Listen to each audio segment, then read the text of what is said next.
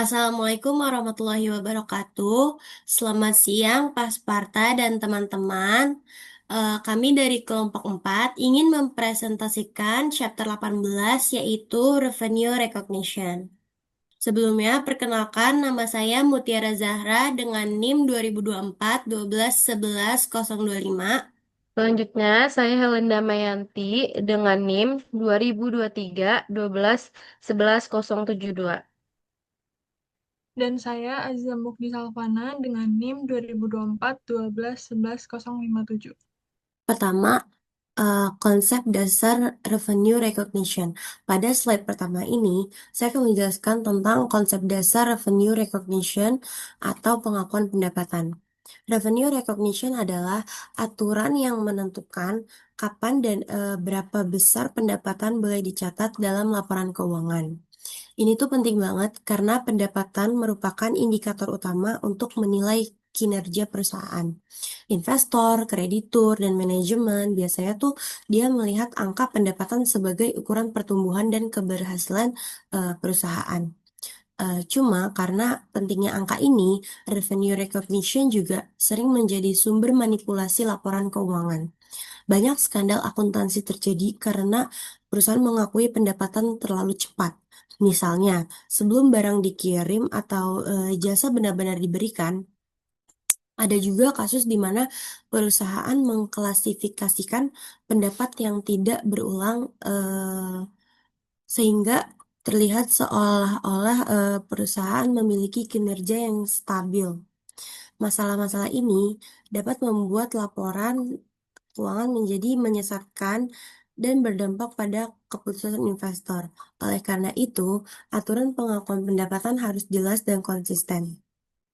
Next, eh, pada slide kedua ini, kita bahas standar baru dalam revenue recognition.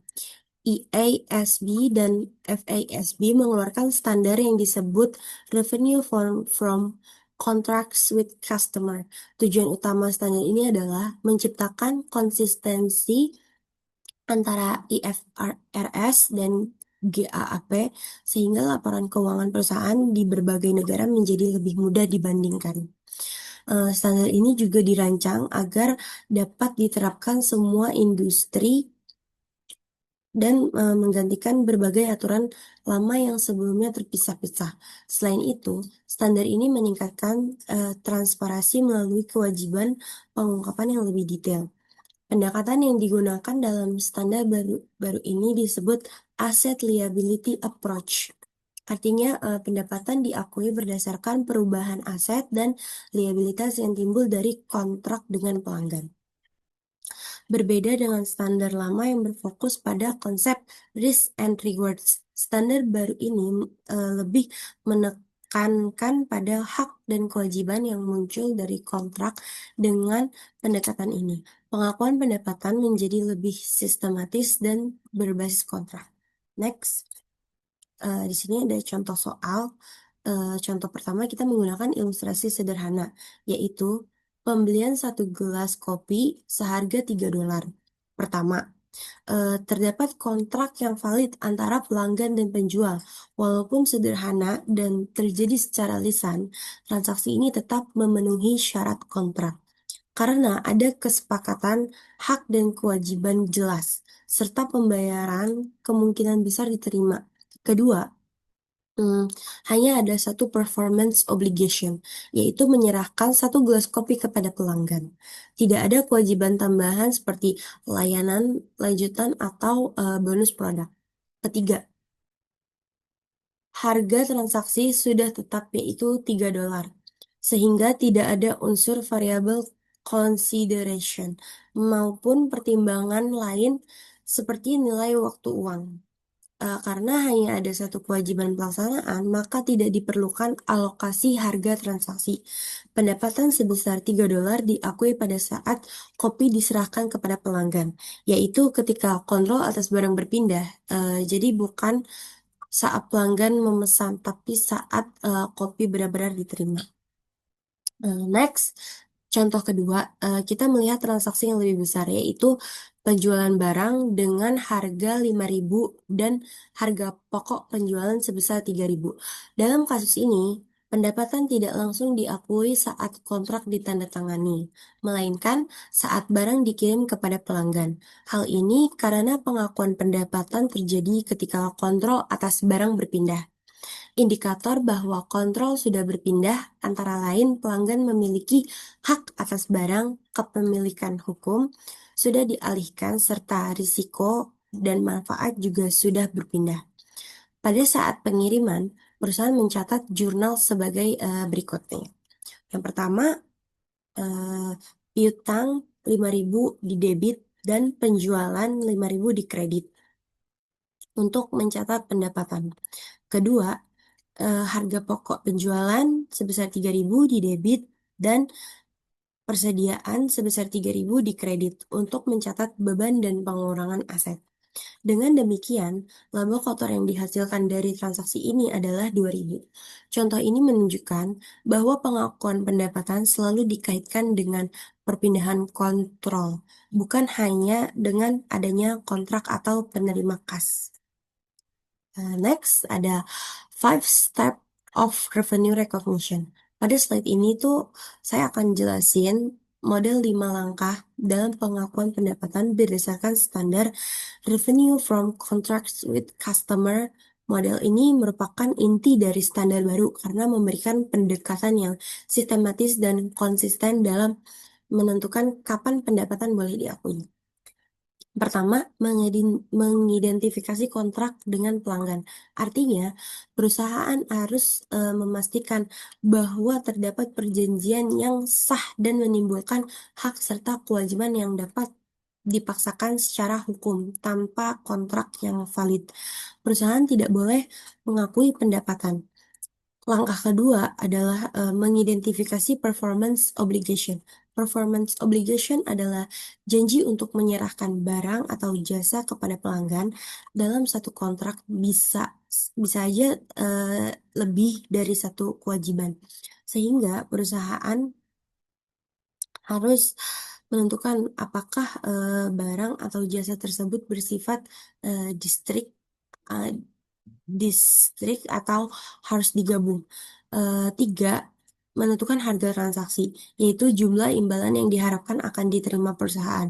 Harga ini bisa bersifat tetap atau mengandung unsur variabel seperti diskon, bonus, atau insentif. Oleh karena itu, perusahaan harus perlu mengestimasi jumlah yang paling banyak mencerminkan haknya. Keempat, mengalokasikan harga transaksi kepada setiap performance obligation. Berdasarkan standalone selling price, ini tuh penting banget agar setiap kewajiban mendapatkan porsi pendapatan yang adil dan mencerminkan nilai ekonomisnya. Nah, yang kelima, mengakui pendapatan ketika kewajiban pelaksanaan telah dipenuhi, yaitu kontrol atas barang atau jasa berpindah kepada pelanggan. Fokusnya bukan lagi pada risiko dan manfaat seperti standar lama, tetapi pada perpindahan kontrol. Secara keseluruhan, model 5 langkah ini tuh bertujuan untuk memastikan bahwa pendapatan diakui secara rasional, transparan, dan mencerminkan substansi ekonomi dari transaksi yang terjadi.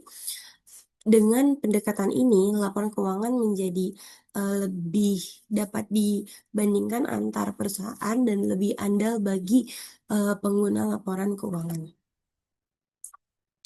Next ada variable consideration.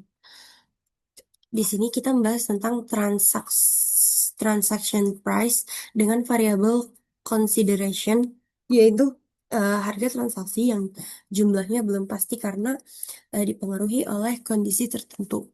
Pada ilustrasi ini terdapat kontrak pembangunan gudang dengan nilai dasar sebesar 100.000 dolar. Selain itu, terdapat bonus kinerja sebesar 50.000 dolar. Jika proyek selesai tepat waktu, namun jika terjadi keterlambatan, bonus tersebut akan berkurang 10% setiap minggu keterlambatan. Berdasarkan estimasi perusahaan, terdapat 3 kemungkinan hasil. Pertama, proyek selesai tepat waktu dengan probabilitas 60%, sehingga total pembayaran menjadi $150.000. Kedua, keterlambatan 1 minggu dengan probabilitas 30%, sehingga pembayaran menjadi $145.000. Ketiga, proyek terlambat 2 minggu dengan probabilitas 10%, sehingga pembayaran menjadi $140.000. Untuk menentukan harga transaksi yang akan diakui perusahaan, menggunakan metode expected value atau probability weighted. Metode ini menghitung nilai rata-rata tertimbang dari seluruh kemungkinan hasil. Setelah dilakukan perhitungan, total transaction price yang diperoleh adalah $147.500. Nilai inilah yang akan digunakan sebagai dasar dalam pengakuan pendapatan pada kontrak tersebut. Next ada revenue constraint. Pada slide ini kita membahas tentang revenue constraint, yaitu pembatasan dalam pengakuan pendapatan yang berasal dari variable consideration. Contoh, perusahaan yang memberikan jasa manajemen investasi selama 1 tahun, dalam kontrak tersebut terdapat 2 jenis fee. Yang pertama adalah manajemen fee yang dibayarkan setiap kuartal. Yang kedua adalah incentive fee sebesar 20% jika kinerja investasi melebihi indeks tertentu. Untuk manajemen fee, pengakuan pendapatan dapat dilakukan setiap kuartal karena jumlahnya sudah pasti dan tidak bergantung pada kondisi tertentu. Namun berbeda dengan insentif fee. Fee ini sangat bergantung pada kinerja investasi yang dipengaruhi oleh fluktuasi atau volatilitas pasar. Karena kondisi pasar sulit diprediksi, maka terdapat kemungkinan besar nilai yang diakui sebelumnya harus dibalik atau dikoreksi. Oleh karena itu, berdasarkan prinsip revenue constraint, perusahaan tidak boleh mengakui pendapatan tersebut terlalu awal. Pendapatan dari insentif fee baru dapat diakui pada akhir tahun ketika hasil investasi sudah benar-benar dapat dipastikan. Tujuannya agar laporan keuangan tetap andal dan tidak menimbulkan pembalikan pendapatan yang signifikan di masa depan. Next, extend payment. Dalam kasus ini, harga tunai suatu barang sebenarnya adalah 900.000. Namun, pelanggan tidak membayar secara langsung, melainkan menggunakan wesel dan jangka waktu 4 tahun tanpa bunga. Nilai nominal wesel tersebut adalah 1.416.163. Karena pembayaran dilakukan dalam jangka waktu yang cukup lama, kontrak ini dianggap memiliki signifikan financing component. Artinya, sebagian dari nilai transaksi tersebut sebenarnya merupakan unsur pembiayaan atau bunga. Oleh karena itu, pendapatan tidak boleh langsung diakui sebesar nilai nominal wesel. Perusahaan harus mencatat pendapatan sebesar nilai wajarnya terlebih dahulu, yaitu 900.000. Selisih antara nilai nominal wesel dan nilai wajar tersebut tidak diakui sebagai pendapatan penjualan, tetapi dicatat sebagai pendapatan bunga selama periode pembiayaan. Sebagai contoh, pada tahun 2019, bunga yang diakui adalah 12%, dikalikan setengah tahun dari 900.000, sehingga menghasilkan pendapatan bunga sebesar 54.000. Dengan cara ini, perusahaan dapat memisahkan antara pendapatan penjualan dan pendapatan pembiayaan, sehingga laporan keuangan menjadi lebih akurat. Next, non-cash consideration. Dalam beberapa transaksi, perusahaan dapat menerima pembayaran dalam bentuk lain, seperti saham, aset, jasa, atau donasi. Walaupun tidak berbentuk uang, transaksi tersebut tetap harus diakui sebagai pendapatan. Menurut standar akuntansi, pendapatan dari non-cash consideration harus diukur sebesar fair value atau nilai wajar dari aset yang diterima. Sebagai contoh, jika perusahaan memberikan jasa konsultasi dan sebagai imbalannya menerima saham dari klien, maka pendapatan yang diakui adalah nilai wajar saham tersebut pada saat transaksi terjadi. Namun, dalam beberapa kasus, nilai wajar dari aset yang diterima mungkin sulit untuk ditentukan secara andal. Jika hal tersebut terjadi, perusahaan dapat menggunakan alternatif, yaitu dia mengukur pendapatan berdasarkan harga jual normal dari barang atau jasa yang diberikan. Dengan demikian, prinsip utamanya adalah memastikan bahwa pendapatan dapat tetap diukur secara wajar, objektif, dan dapat diandalkan, meskipun pembayaran tidak dilakukan dalam bentuk kas. Nah, next, dalam kasus ini, perusahaan menawarkan diskon sebesar 3% jika pelanggan melakukan pembelian minimal 2 juta selama periode tertentu. Pada kuartal pertama, penjualan yang terjadi adalah sebesar 700.000. Walaupun target pembelian belum tercapai, perusahaan memperkirakan bahwa pelanggan kemungkinan besar akan mencapai target tersebut pada akhir periode. Oleh karena itu, perusahaan harus mengestimasi diskon yang akan diberikan sejak awal. Perhitungannya adalah 700.000 dikalikan 3%, sehingga diperoleh estimasi diskon sebesar 21.000. Akibatnya, pendapatan yang diakui pada akhir periode tersebut bukan 700.000, melainkan 679.000 setelah dikurangi diskon. Namun, jika pada akhirnya pelanggan tidak mencapai target pembelian, maka diskon tersebut tidak jadi diberikan. Selisih yang sebelumnya dicatat sebagai pengurang, pendapatan akan diakui sebagai sales discount forfeited, yaitu diskon yang batal diberikan. Pendekatan ini membuat pengakuan pendapatan menjadi lebih realistis dan mencerminkan estimasi jiwa perusahaan kepada pelanggan. Next, stand-alone selling price atau SSP. Nilai SSP digunakan sebagai dasar untuk mengalokasikan harga transaksi ketika dalam satu kontrak terdapat beberapa performance obligation. Namun dalam praktiknya, tidak semua barang atau jasa memiliki harga jual terpisah yang jelas. Jika harga tersebut tidak tersedia, maka perusahaan harus melakukan estimasi SSP. Ada 3 metode umum yang digunakan. Pertama, Adjust Market Assessment Approach, yaitu dengan melihat harga pasar harga pasar produk serupa lalu menyesuaikannya. Kedua, expected cost plus margin approach, yaitu menghitung biaya yang diperlukan atau menambahkan margin keuntungan yang wajar. Ketiga, residual approach, yaitu menentukan nilai sisa dari total harga transaksi setelah dikurangi SSP komponen lain yang sudah diketahui. Dengan metode ini, perusahaan tetap dapat menentukan nilai SSP secara wajar untuk mengalokasikan pendapatan. Next, ada residual approach. Slide ini menjelaskan tentang metode yang digunakan ketika harga jual terpisah. Suatu komponen tidak dapat diestimasi secara andal atau nilainya sangat bervariasi di pasar.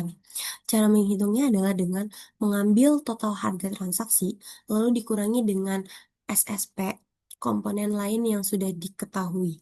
Contohnya pada ilustrasi ini, total harga transaksi adalah 100.000. Kemudian terdapat dua komponen yang sudah diketahui SSP-nya, yaitu 50.000 dan 30.000. Jika dijumlahkan menjadi 80.000, lalu dikurangi sama dari total harga transaksi, sehingga perhitungannya menjadi 100.000 dikurang 80.000, maka hasilnya 20.000. Nilai ini disebut sebagai residual yang dialokasikan kepada komponen yang belum memiliki SSP yang jelas. Metode ini membantu perusahaan tetap melakukan alokasi harga transaksi secara logis sesuai standar akuntansi. Next, pengakuan pendapatan. Pada slide ini, revenue recognition, yaitu mengakui pendapatan ketika performance obligation telah dipenuhi.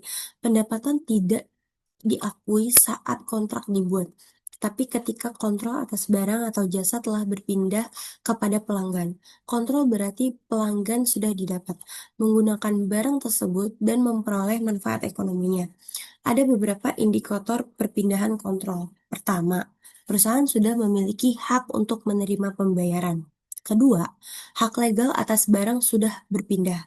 Ketiga, barang telah diserahkan secara fisik kepada pelanggan. Selain itu, risiko dan manfaat kepemilikannya juga sudah berpindah, serta pelanggan telah menerima barang atau jasa tersebut. Jika indikator-indikator ini dipenuhi, maka perusahaan dapat mengakui pendapatan sesuai dengan PSAK 72 atau IFRS 15. Next, pengakuan pada kasus.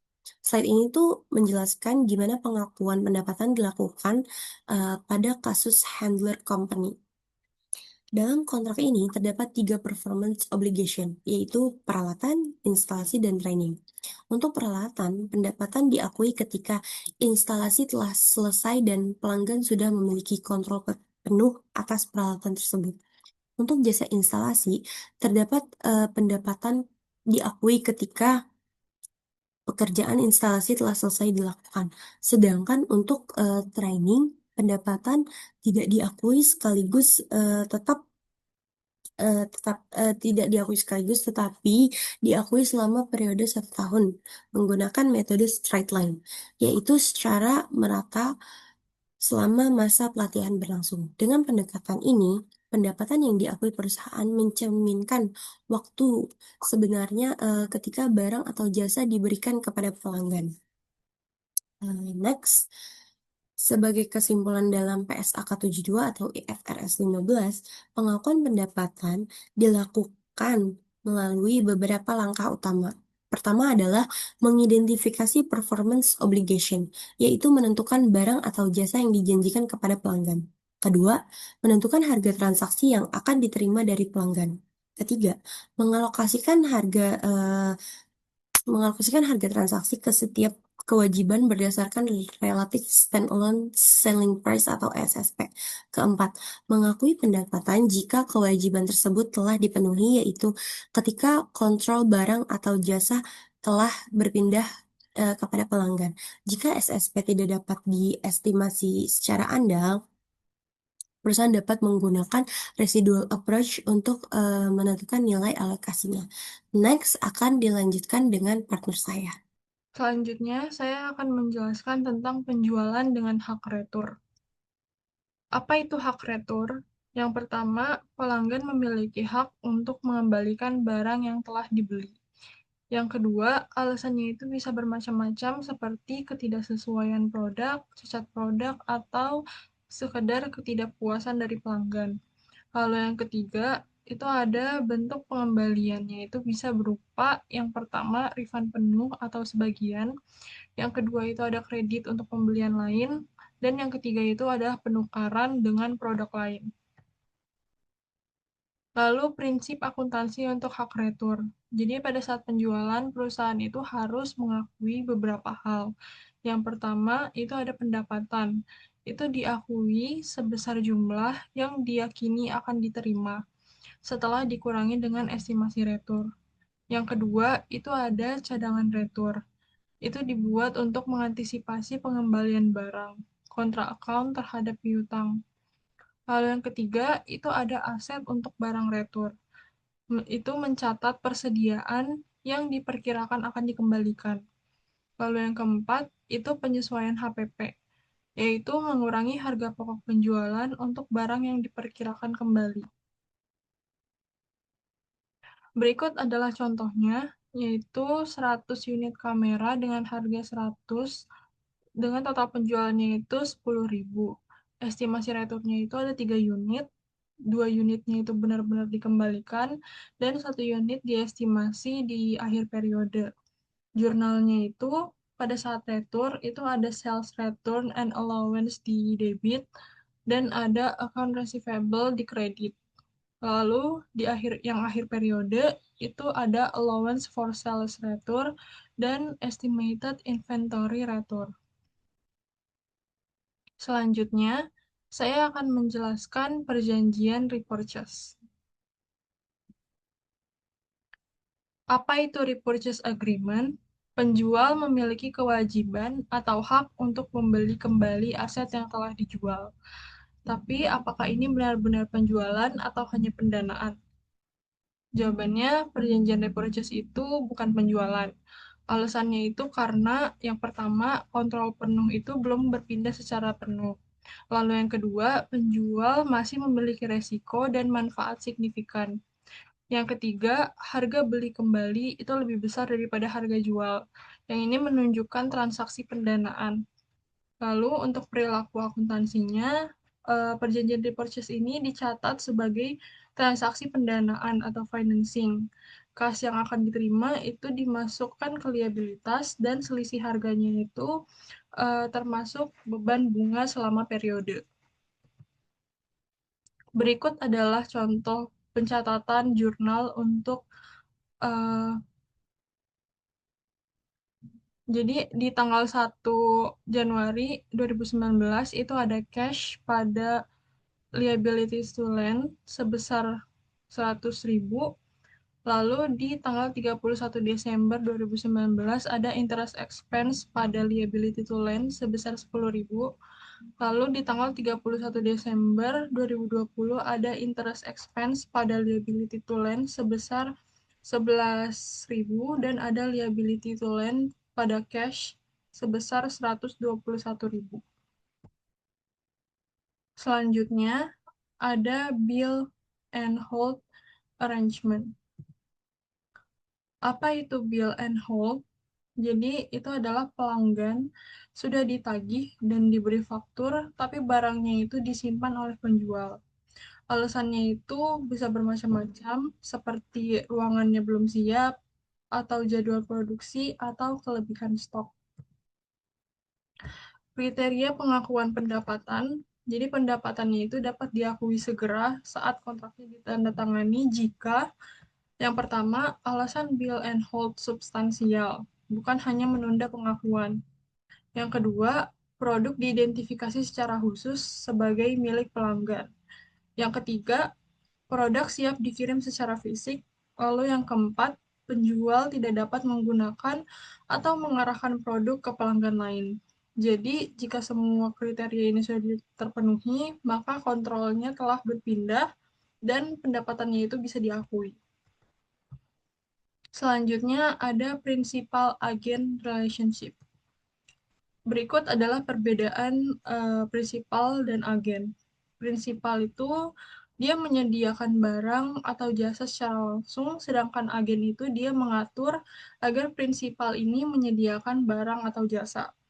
Lalu prinsipal itu dia mengakui pendapatan bruto, sedangkan agen itu dia mengakui pendapatan sebesar komisi.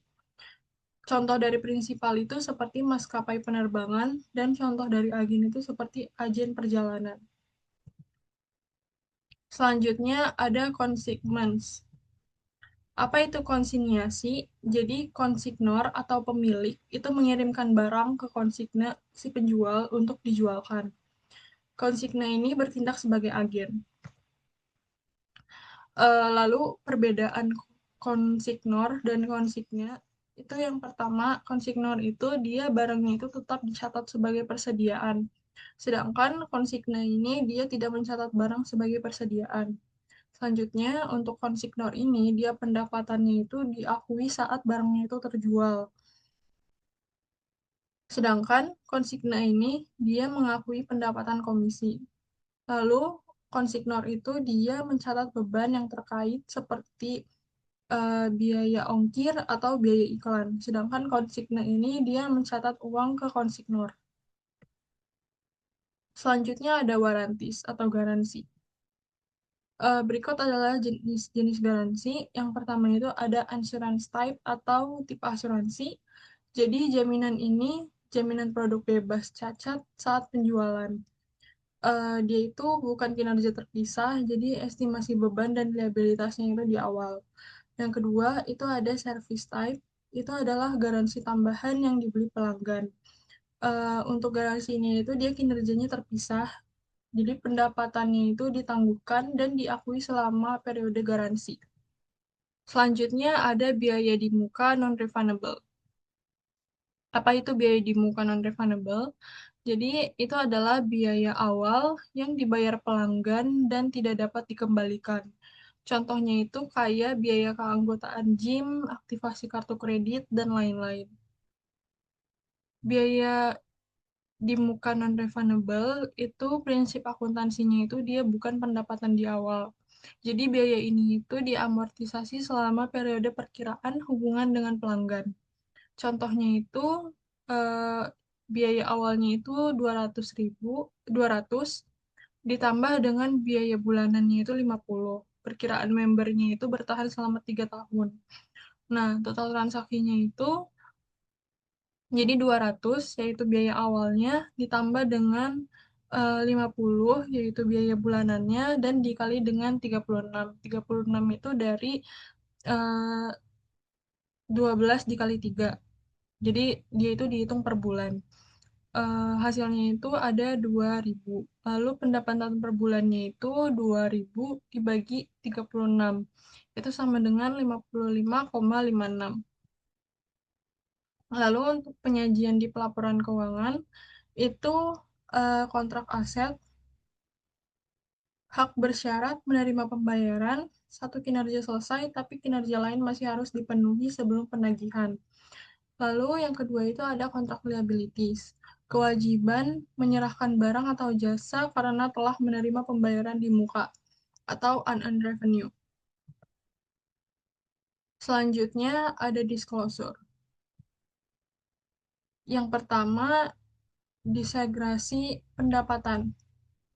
Jadi itu merupakan pengelompokan berdasarkan kategori yang relevan, seperti jenis produk, wilayah geografis, dan lain-lain. Yang kedua, itu ada rekonsiliasi saldo kontrak. Yang pertama, itu ada saldo awal dan akhir aset atau liabilitas kontrak. Pendapatannya, pendapatan yang diakui dari kinerja periode sebelumnya. Lalu yang ketiga, itu ada kinerja yang belum dipenuhi. Nilai transaksi yang dialokasikan ke kinerja yang masih tersisa. Lalu yang keempat, itu ada biaya kontrak. Saldo biaya yang dikapitalisasi dan diamortisasi. Lalu yang kelima, itu ada kebijakan dan pertimbangan. Penjelasan tentang estimasi dan perubahan signifikan. Sekian dari saya, selanjutnya akan dijelaskan oleh teman saya. Yang pertama di sini ada isu pengakuan pendapatan, yaitu kita menggunakan analogi gurita. Perubahan signifikan yaitu standar pengakuan pendapatan yang baru memberikan kerangka kerja yang lebih komprehensif untuk pelaporan keuangan. Kenapa kita memberikan analogi gurita? Karena pendapatan adalah komponen vital yang menyentuh segalanya dan memiliki pengaruh ke seluruh bagian laporan laba rugi. Dampaknya yaitu membawa perubahan besar dibandingkan aturan dan panduan pendapatan yang lama. Nah, di sini ada tantangan implementasi dari standar baru tersebut. Standar baru ini menciptakan tantangan besar, terutama bagi perusahaan dengan karakteristik berikut. Yang pertama, terbiasa menggunakan panduan pendapatan khusus industri. Yang kedua, memiliki kontrak pelanggan dengan syarat dan ketentuan yang rumit atau beragam. Yang ketiga, menyerahkan barang atau jasa dalam periode jangka panjang, seperti konstruksi. Yang keempat, memiliki sistem atau proses yang sulit menyediakan data baru yang dibutuhkan. Yang kelima, industri paling terdampak yaitu telekomunikasi, kedigrataraan, konstruksi, manajemen aset, dan real estate, dan perangkat lunak lainnya. Pembentukan Transaction Research Group atau TRC. Di sini yang pertama inisiatif IASB dan FASB membentuk grup transisi yang terdiri dari spesialis, auditor, regulator, dan penyusun laporan keuangan. Tugas utamanya yaitu mengumpulkan, menganalisis, mendiskusikan kendala implementasi standar baru bagi stakeholder. Batasan wewenangnya, grup ini tidak menerbitkan panduan aturan sendiri, melainkan memberikan informasi atau masukan terhadap IASB dan FASB. Tujuan akhirnya yaitu memastikan semua pihak memahami dan menerapkan standar baru dengan cara yang seragam, serta membuat masa transisi menjadi lebih mudah.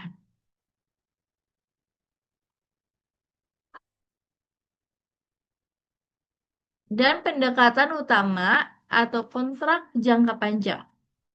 Metode presentasi penyelesaian atau percentage of completion digunakan karena pembeli dan penjual memiliki hak hukum yang sah atau incontrovertible rights. Terjadi proses penjualan berkelanjutan seiring berjalannya proyek. Pendapatan, biaya, dan laba kotor diakui secara bertahap.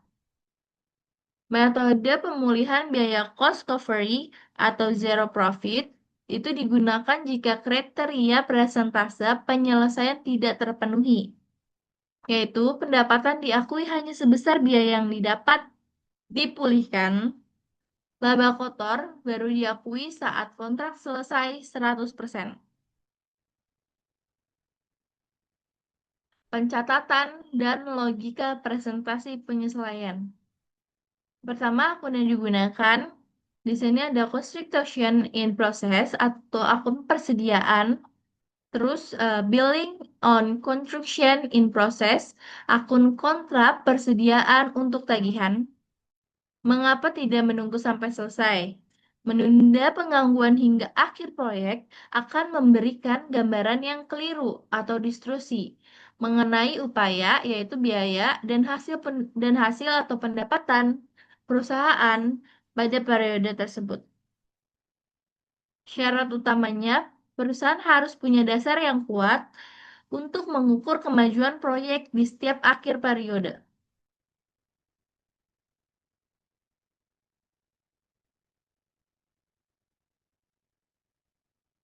Tantangan implementasi standar baru. Standar baru ini menciptakan tantangan besar, terutama bagi perusahaan yang dengan karakteristik berikut. Terbiasa menggunakan panduan pendapatan khusus industri, memiliki kontrak pelanggan dengan syarat dan ketentuan yang rumit atau beragam, menyerahkan barang atau jasa dalam periode jangka panjang seperti konstruksi, memiliki sistem atau proses yang sulit menyediakan data baru yang dibutuhkan.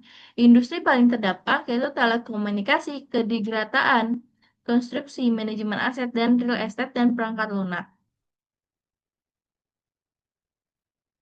Di sini ada kelemahan ukuran output. Hasil bisa menyesatkan jika unit yang diukur tidak sebanding dengan waktu, usaha, dan biaya. Contohnya, menyelesaikan lantai 1 dari gedung 8 lantai. Memakan biaya lebih dari 1/8 total biaya karena adanya pekerjaan fondasi. Metode cost to cost ini adalah ukuran input yang paling populer dan banyak digunakan. Menghitung presentasi penyelesaian. Presentasi penyelesaian di sini yang pertama kita akan belajar gimana cara menghitung presentasi penyelesaian. Presentasi penyelesaian sama dengan biaya yang terjadi saat ini dibagi dengan estimasi terbaru biaya total. Terus di sini juga kita dikasih tahu rumus menghitung total pendapatan atau laba kumulatif. Pendapatan kumulatif sama dengan presentasi penyelesaian dikali estimasi total pendapatan. Dan di sini kita juga belajar menghitung pendapatan atau laba periode berjalan. Pendapatan periode ini sama dengan pendapatan kumulatif dikurangi pendapatan yang diakui di periode sebelumnya. Gitu.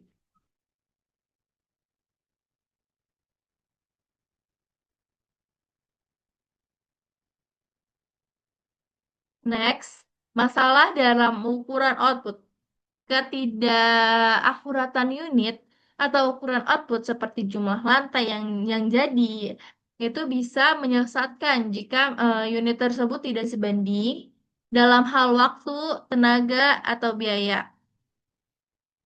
Ini yang tadi analogi konstruksi gedungnya. Dasar biaya ke biaya cost to cost. Yaitu mengukur kemajuan menuju penyelesaian dengan membandingkan biaya yang telah terjadi hingga saat ini dengan estimasi total biaya terbaru untuk menyelesaikan kontrak. Ini rumus presentasi penyelesaian. Biaya yang terjadi saat ini dibagi estimasi total biaya sama dengan presentasi penyelesaian. Terus perhitungan pendapatan yang diakui. Hitung total pendapatan atau laba kotor yang harus diakui hingga saat ini. Presentasi selesai dikali total pendapatan atau gross profit sama dengan pendapatan yang diakui hingga saat ini.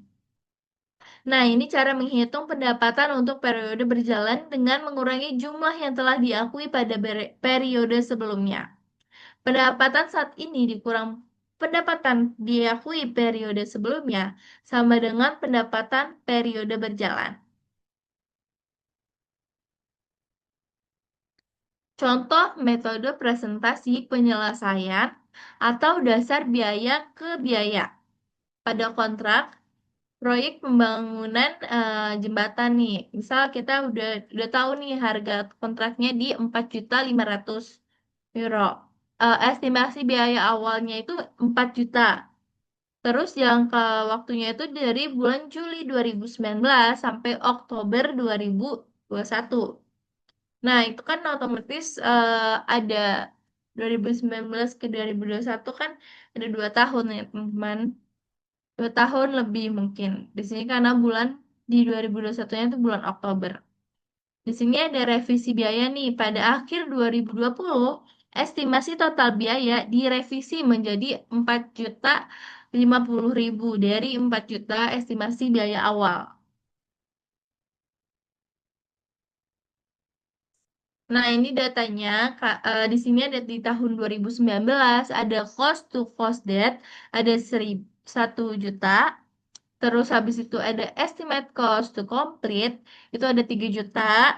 Terus ada progress billing during the year, itu ada 900.000. Terus ada cash collected during the year, itu ada 750.000. Terus di sini ada di tahun 2020. Di sini cost to date di tahun 2020 itu 2.916.000. Cost to date di tahun 2021 ada di 4.050.000. Estimated to complete di tahun 2020 itu 1.134.000. Di 2021 tuh nggak ada. Terus di 2020 kita ada progress billing during the year itu di 2.400.000. Di 2021 tuh 1.200.000. Terus di tahun 2019 cash collected during the year itu ada 750.000. Di tahun 2020 ada 1.750.000. Dan di tahun 2021 ada 2 juta.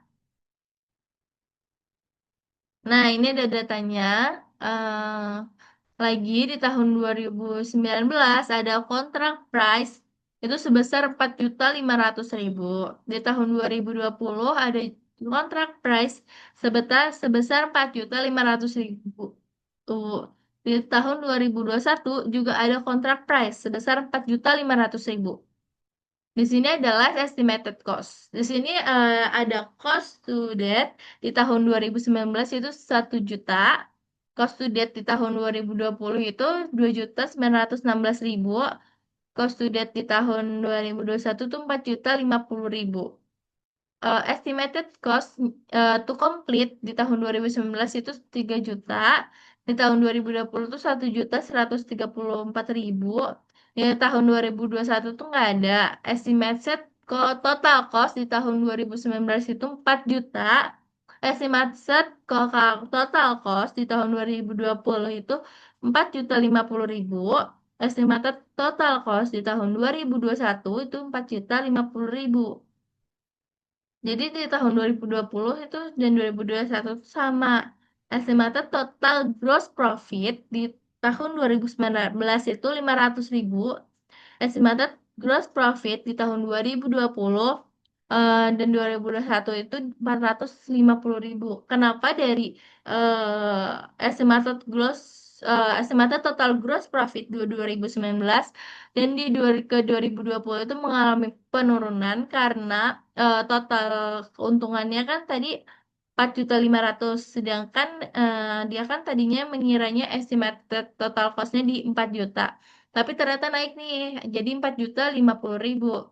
Jadi di kita kan karena keuntungan bersihnya tadi 500.000, jadi dikurang lagi sama 50.000 tambahan. Jadi di sini estimated total gross profit di 2020 dan di 2021 karena estimated total cost yang mengalami kenaikan 50.000, berarti estimated total gross profit itu dikurang 5.000 di tahun 2020 dan di 2021. Nah, di presentasi komplitnya di 2019 itu udah 25%, di 2020 itu udah 72%, di 2021 tuh udah 100%.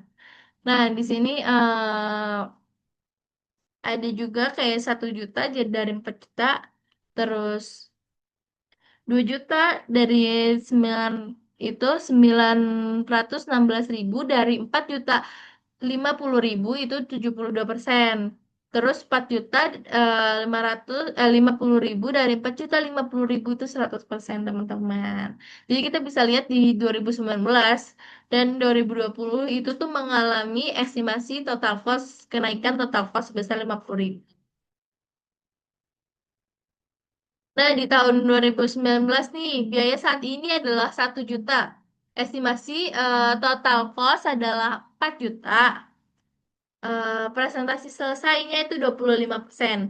Berarti biaya saat ini adalah 1 juta dibagi dengan biaya estimasi total biaya 4 juta. Jadi di sini kelihatan di sini presentasi selesainya sudah 25%. Nah, gitu cara menghitungnya.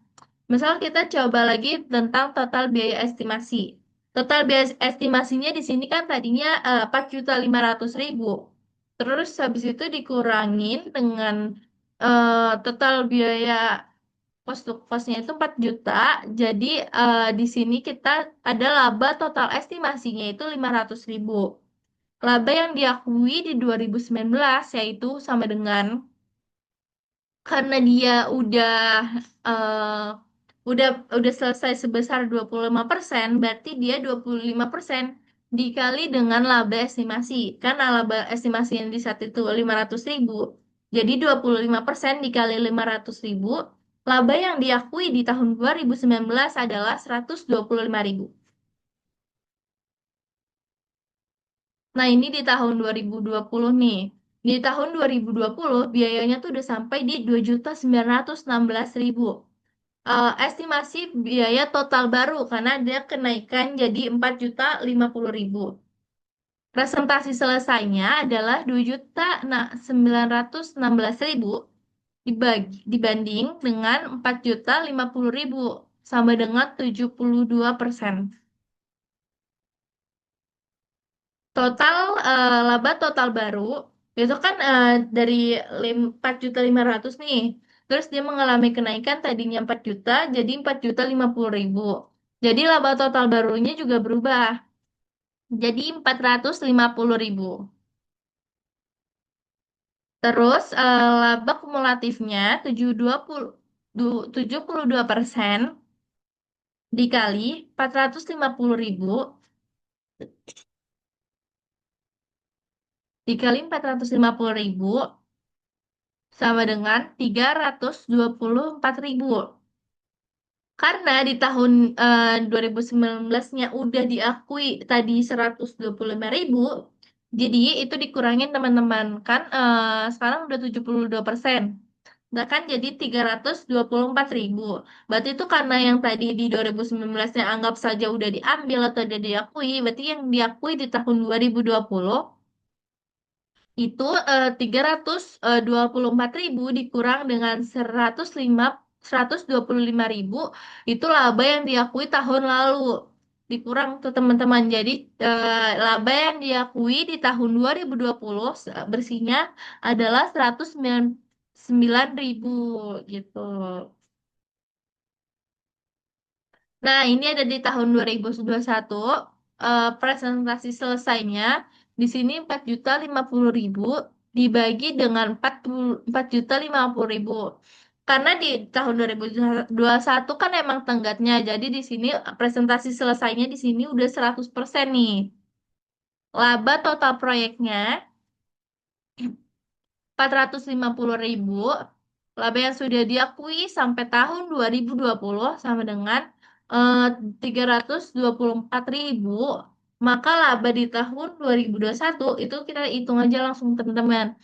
Laba total proyek kan 450.000 tadi. Dikurangin 324.000 jadi 126.000. Nah, kesimpulannya nih, berdasarkan data perhitungan tersebut, Handrat akan melakukan pencatatan akuntansi yang dibagi menjadi tiga kategori utama. Yang pertama ada biaya konstruksi atau to record cost construction. Di sini ada tagihan progress, yaitu to record progress billing. Yang ketiga ada penerimaan kas atau to record collection. Metode pemulihan biaya atau laba nol. Cost to recovery atau zero profit method. Metode ini digunakan ketika perusahaan pada tahap awal belum bisa mengestimasi hasil akhir proyek secara pasti, tetapi yakin bahwa biaya yang mereka keluarkan akan dapat dipulihkan atau dibayar oleh pelanggan.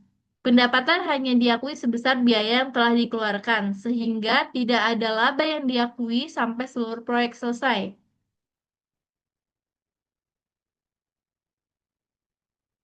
Ini ada metode pemulihan biaya atau laba nol. Di sini ada cost recovery atau zero profit method. Nah, tadi kan kita udah belajar nih, udah aku kasih tahu definisinya. Nah, di sini ada contohnya. Di tahun 2019 itu ada record to cost of construction. Di situnya ada construction in progress-nya di 2019 itu 1 juta. eh dan 1.916.000. Construction in progress di tahun 2020 itu 1.134.000. Construction di tahun 2021-nya tuh belum ada. Oh, mungkin ini oh oh iya ya. Dan di sini di 2019 ada material cash payable itu ada sebesar 1 juta. Di tahun 2020 ada material cash payable itu udah di 1.916.000. Terus di tahun 2021 itu ada material cash dan payable itu ada 1.134.000. Terus di sini ada to record progress billing itu tuh jurnal keduanya. Di tahun 2019 ada di account receivable di 900.000.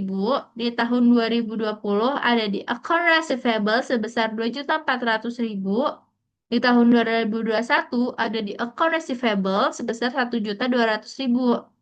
Di tahun 2019 ada di billing on construction in progress sebesar 900.000.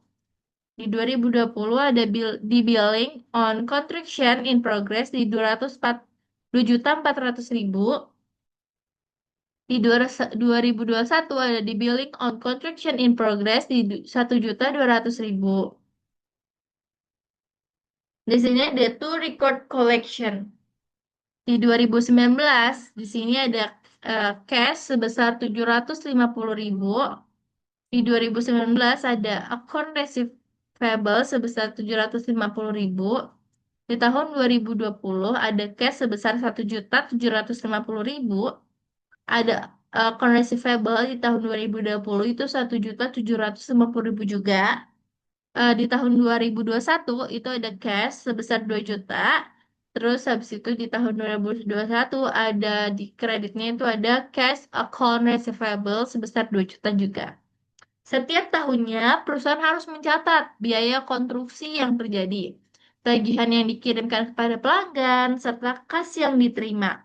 Dalam metode presentase penyelesaian, laba kotor yang diakui setiap tahunnya akan dia catat pada sisi debit ke dalam akun konstruksi dalam proses atau construction in process.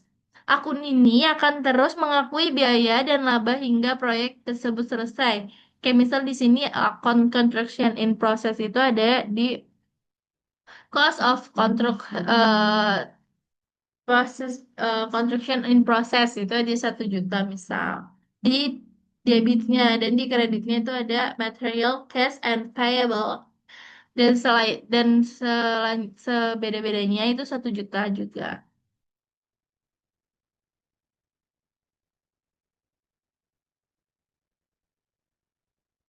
Penanganan kerugian pada kontrak jangka panjang.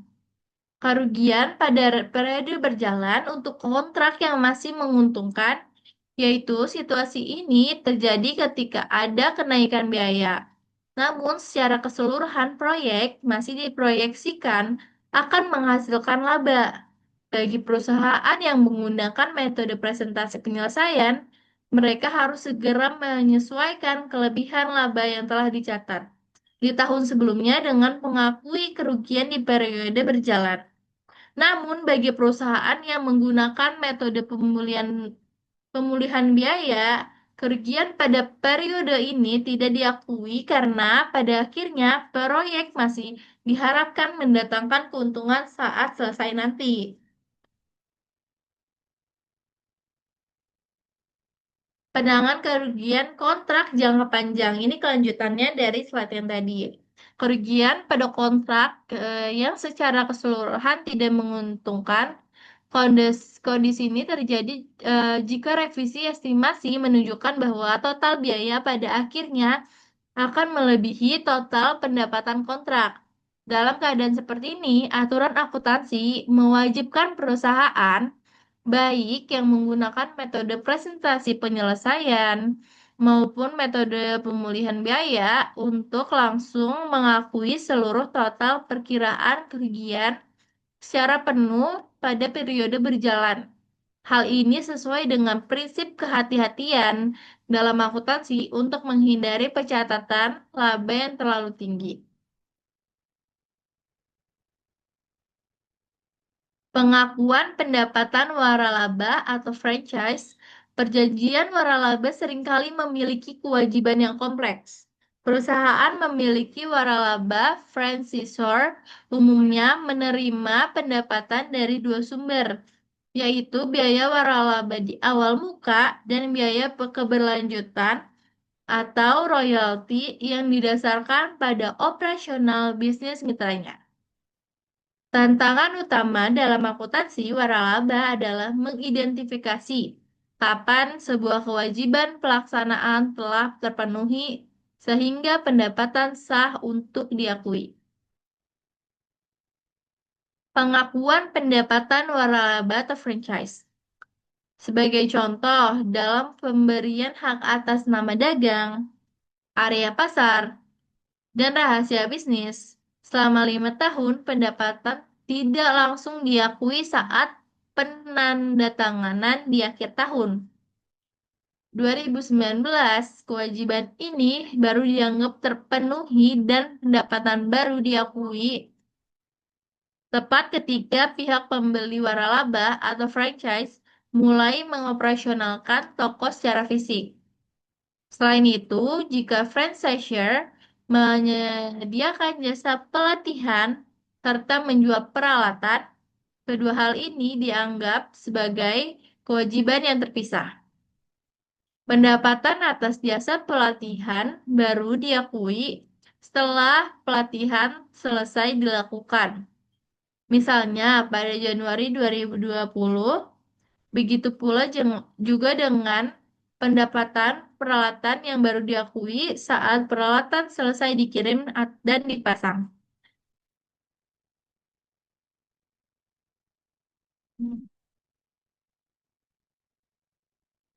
Terkait dengan pembayaran royalti keberlanjutan. Franchisor tidak boleh mengakui sebagai pendapatan di awal karena nilainya tidak pasti. Pendapatan royalti tersebut baru boleh diakui seiring berjalannya waktu pada saat penjualan oleh toko mitra benar-benar terjadi.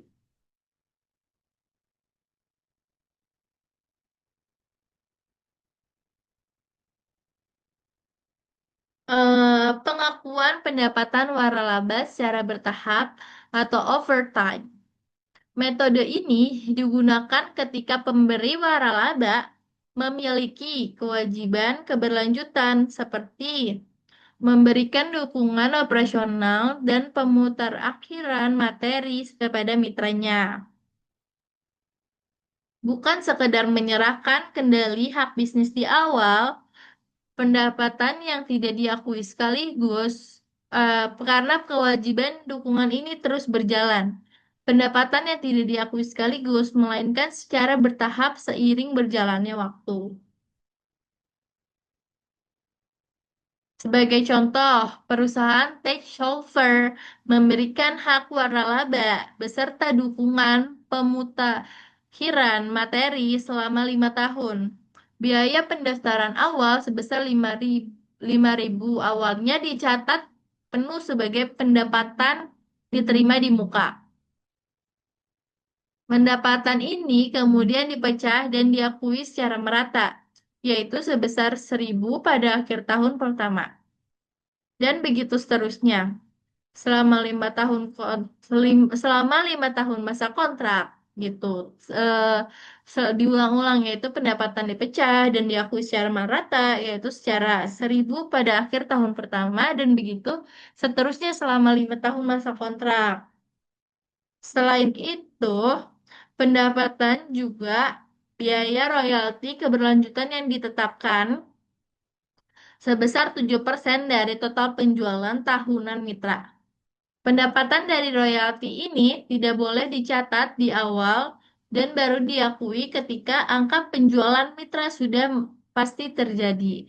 Misalnya, ketika pada tahun pertama operasional, mitra berhasil mencetak penjualan sebesar 85.000, maka Techhover mencatat pengakuan pendapatan royalti sebesar 5.950 gitu. Sekian dari kelompok kami. Mohon maaf apabila ada kekurangan atau kesalahan kata. Terima kasih. Wassalamualaikum warahmatullahi wabarakatuh.